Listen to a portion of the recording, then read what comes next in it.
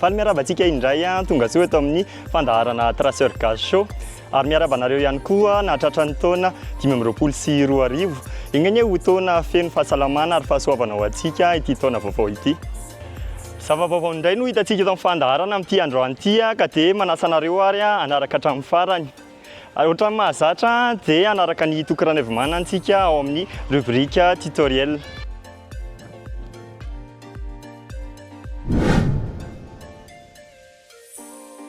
Miaraba antsika rehetra, androany antsika dia hianatra mouvement vaovao indray Lazy Volt ny anarany.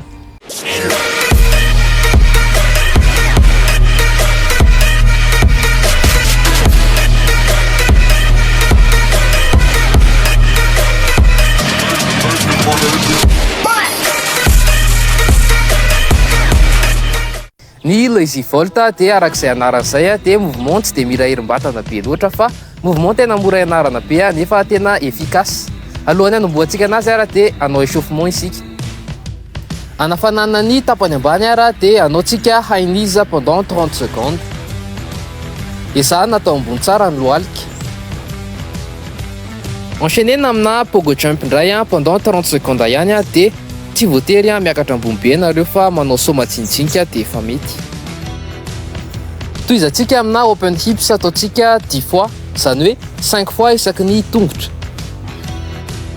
Ho an'ny cheville indray dia ataontsika mahitsy tsara ny tongotra dia ahodina 10 fois amina sens anankiray dia 10 fois amina sens inverse. Rehefa vita ary izay dia afaka mifindra amin'ny tongotra ao ilany indray ianao dia mitovy amin'izay ihany no ataontsika. Anafanantsika ny lohalika ary dia anaontsika squat sauté miisa 10. Tsy voatery ataonareo rapide be le izy fa afaka ataonareo milamindamina ihany. Enchaînentsika amina rotation ana bassin 5 fois amina sens iray dia 5 fois amina sens inverse. Mba fluide tsara ny vatana dia anaontsika rotation ana épaule ataontsika 10 fois amina sens iray dia 10 fois amina sens inverse. Ho an'ny poignet indray dia ataontsika rotation impolo ihany ho an'ny sens anankiroa. Hipreparentsika ny coude sy ny abdominaux ary dia anaontsika pompe 5 fois dia enchaînentsika amina mountain climber 16 fois. Raha manana toerana somary malaladalaka nareo dia tsara foana ny manao stride mba à l'aise tsara vatana rehefa mianatra an'ilay mouvement. Vita zay ny échauffement, zao ary isika dia anao rappel kely ny mouvement ny anarana tamin'ny farany hanamora ny fianarana an'ilay Lazy Volt. Ny étape voalohany ary dia toy ny anao safety volt ihany fa apetraka fotsiny tanana anankiray. Rehefa voafehy tsara izay étape voalohany izay dia afaka esorina tsikelikely amin'izay ny tongotra. Rehefa afaka tanteraka ny tongotra dia tsara foana ny maka anazy somary diagonal, izany hoe tsy alaina mahitsy be le izy fa somary alaina avy any amin'ny sisiny. Ny étape manaraka dia ny fivoahana. Atosika tsara ny bassin rehefa miala ny obstacle. Ny fomba afaka ianarana izay fivoahana izay dia afaka mipetraka fotsiny dia mandaka ny tongotra anankiroa ary manosika mafy ny tanana. Farany tsy azo atao ambony be loatra ny bassin rehefa manao Lazy Volt satria manjary mitotona mafy ny poignet ka mety hiteraka faratrano. Noho izany tsy atao manalavitra be loatra ny obstacle ny bassin rehefa manao an'ilay mouvement. Izay ary ny fampianarana androany ka mino fa nafinaritra anao izay. Tandrema tsara rehefa manao anazy any an-trano dia zavatra hafa indray ny anarantsika amin'ny manaraka. Veloma daholo. Isaorany toky nampianatra antsika ny figure anankiray iny. Izao indray tsika dia hanaraka ny vahintsika ao amin'ny rubrique Gesta Flit.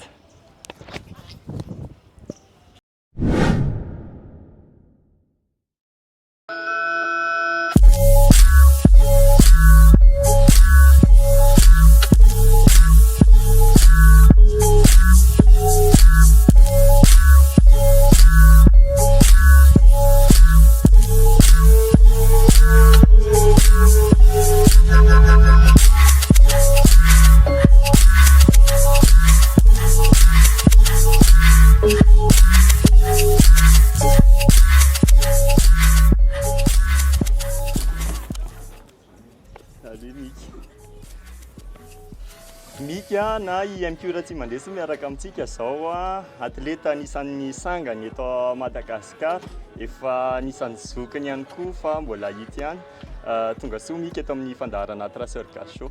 Satra anareo amin'ny fandraisana dia falmeraba ny fijery rehetrarehetra. Voalohany indrindra aloha araka ny fanaonay mahazatra tsara foana asiana présentation. Ny anarako moa zany efa nitenen'ny faly teo a Mikael ny tena izy zay ny any anaty copie. Ny ahafantaran'ny maro anahy koa zany anarako any amin'ny Facebook le hoe MQ raha tsy mandresy. Traceur efa azoko atao hoe efa elaela ihany satria na zaza tsy mahatadidy siny hoe Robina nanomboka.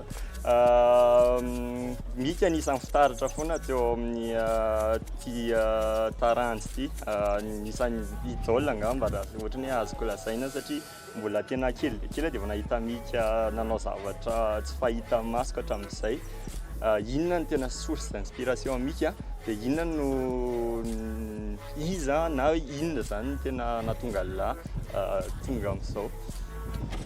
Raha resaka hoe source d'inspiration tonga dia olona ray angamba no singaniko manokana amin'izy rehetrarehetra Jackie Chan.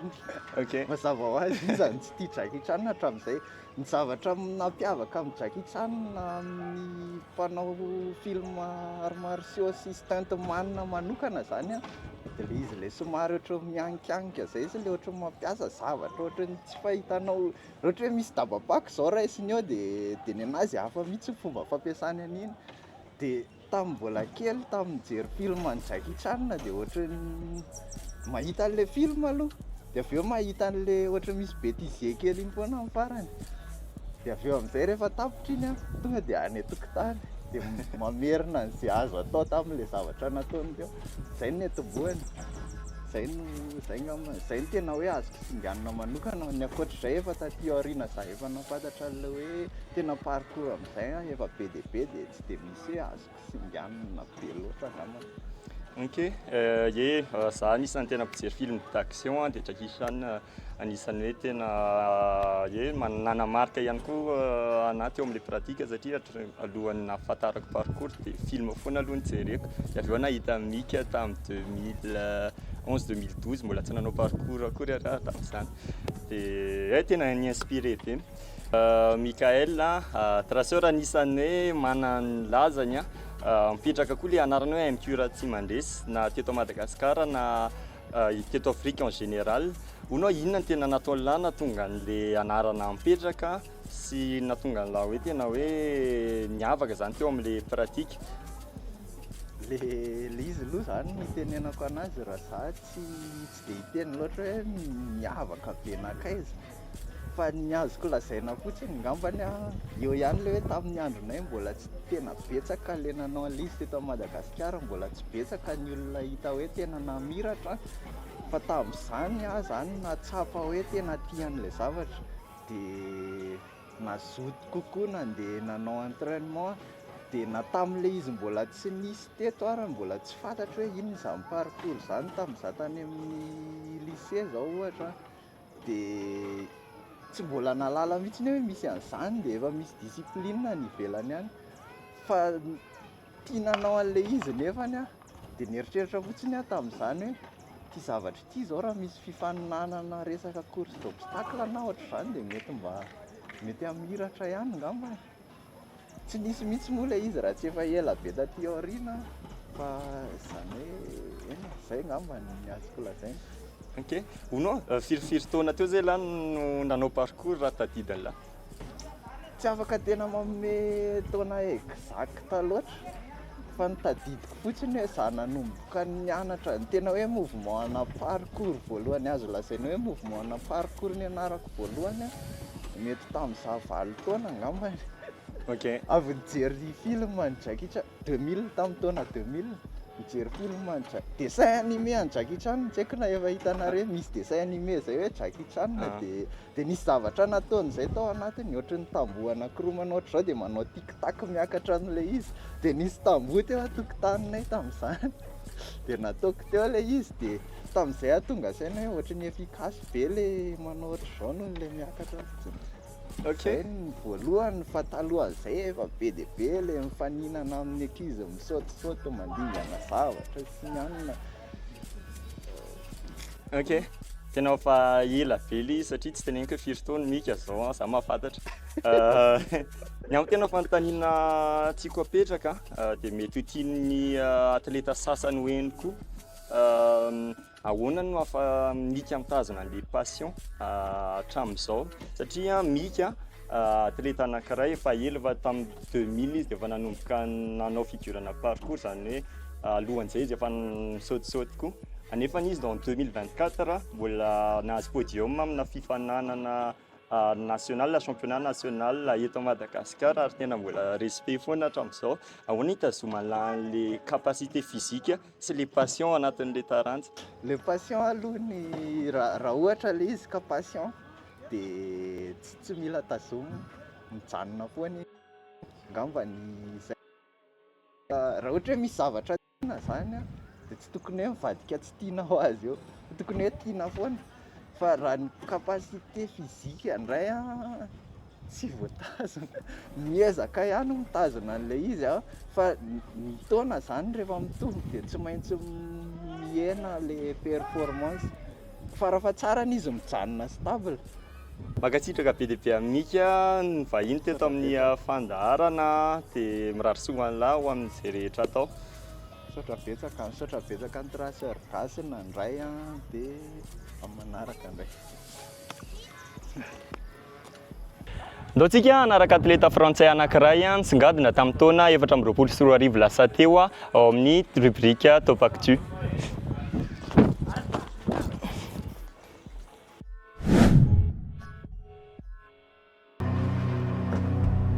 Je m'appelle Emmanuel Nassan, j'ai 22 ans et je suis athlète de parcours professionnel. Emmanuel Nassan, antsoiny amin'ny anarana hoe Manu, atleta frantsay 22 taona ary fanta-daza maneran-tany amina karazana asa tena risqué. Hainy tsara maîtrise ny sainy sy ny vatany ka tsy manahirana anazy loatra manao mouvement ambony tafo na ihany koa amina plateforme mifanalavitra.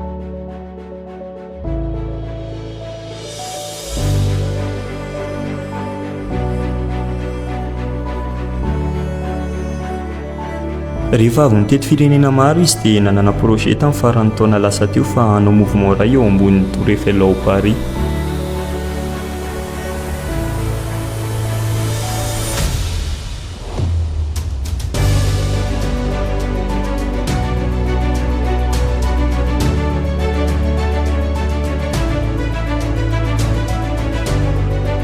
Tsy misy vina mirehitra tsy moa izany Tour Eiffel izany ka izay no anisan'ny nandrisika anazy hanantanteraka ity projet ity. Araka ny nambarany dia tia hanoratra tantara eo amaso izao tontolo izao izy satria ny tanjony dia ny ahitan'ny olona rehetra maneran-tany ny taranja parcours.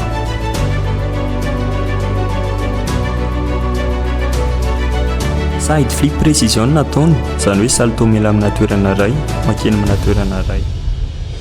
Eo amin'ny rihana faharoa no nanaovany an'izany ary 130 mètres mialany tany no nanaovany azy, izany hoe tsy mahazo mihetsika mihitsy rehefa mitotona raha tsy izany latsaka. Marina hoe efa professionnel Manu fa stressé ihany izy alohan'izany satria tena mila fifantohana be ilay zao anefa ny fotoana tsy ampy ary surtout tsy nahazoana lalana nanaovana azy teny, izany hoe tsy tokony hisy ahita izany.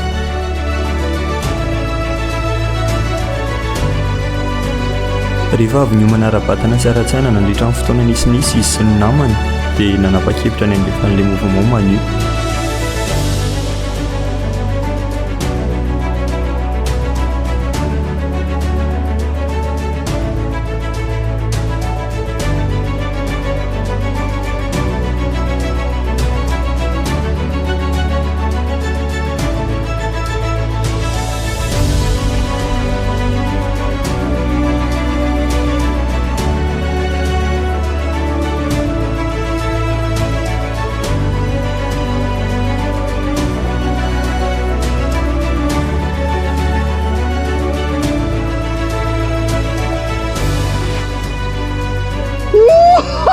Paly ary afa-po tanteraka zareo rehefa vita ilay izy ary mbola afaka namerina vandroany ary.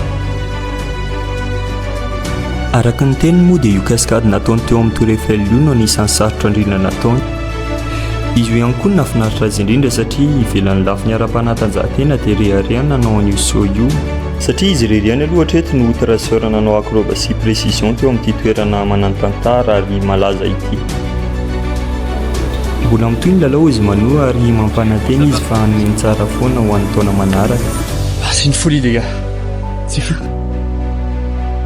Eo anilan'izay nefa dia tsy mampirisika ny hanao an'izao karazana performance izao izy raha tsy efa tsara hofana sy manana expérience mataona ny atleta iray. Zay momba ny Emmanuel Nasson, tsara manamarika anareo fa athlète professionnel izy iny ka dia manentana anareo tsy amerimberina ny zavatra hitanareo tanatin'ny vidéo. Fa kosa raha te hanatra parcours nareo dia aza misalasala manoratra anay ato amin'ny traceur gasy satria zay dia mampianatra ny olona rehetra izay liana amin'izany. Manome fotoana anareo ny tenako manaraka indray tao amin'ny fandaharana traceur gasy show makasitraka nanaraka hatramin'ny farany veloma daholo.